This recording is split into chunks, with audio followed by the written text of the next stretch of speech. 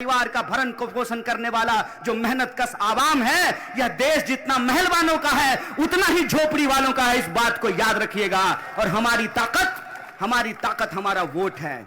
हमारी ताकत जमहूरियत में वो जो बात लिखी गई है उस मूल्य पे हमको चलना है। और वो मूल्य क्या है?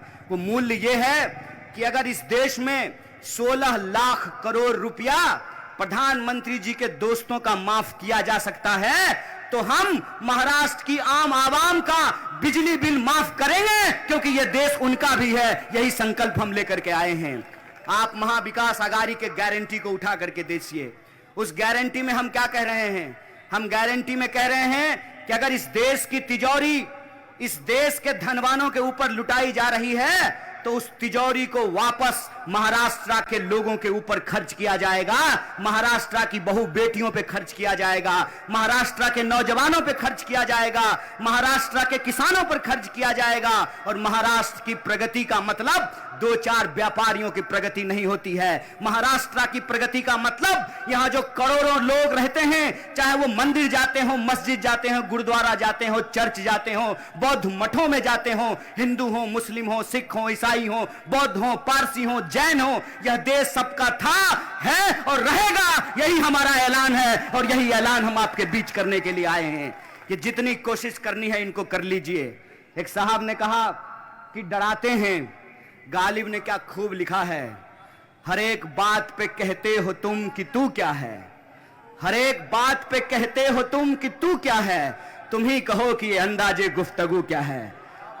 हमने आपको वोट दिया, हमारे वोट से आप चुन करके गए, चुनकर जाने के बाद आपने हमारे ईमान का सौदा कर लिया।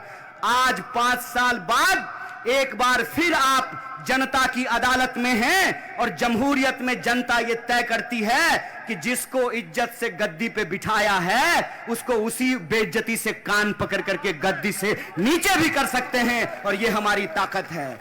इसीलिए जब आप 20 तारीख को वोट करने के लिए जाइएगा तो मुंब्रा के अपनी तमाम माओ और बहनों से मैं कहना चाहता हूं, मुंब्रा के अपने तमाम आदरणीय बुजुर्गों और नौजवानों से कहना चाहता हूं कि आपको सिर्फ एक व्यक्ति का चुनाव नहीं करना है। वो व्यक्ति नहीं है, वो इस देश में महाराष्ट्र में बुलंदी की आवाज है, जुल्म के खिलाफ एक मुकम्मल आवाज है। इस बात को याद रखिएगा।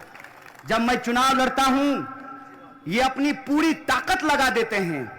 पूरा का पूरा भाजपा, पूरा का पूरा आरएसएस, इनका खरीदा हुआ मीडिया, सोशल मीडिया पूरी ताकत लगा देते हैं। चाहे कुछ भी हो जाए, साम दाम दंड भेद लगा करके ये कोशिश करते हैं कि मैं पार्लियामेंट ना जा सकूं। मैं कहता हूं अच्छा हुआ पार्लियामेंट नहीं गया तो इस देश की पूरी सड़कें हमारी है और सड़कों पर घूमकर हम इनके खिलाफ अपने नारे को बुलंद करते हैं।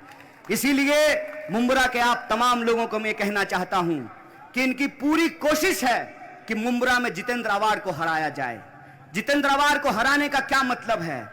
जितेंद्र अवार को हराने का यह मतलब है कि ये घूम घूम करके व्हाट्सएप पर मैसेज भेजें कि बड़ा सेकुलर बनता था, आ गया मजा, मिल गया स्वाद। ये साजिश है।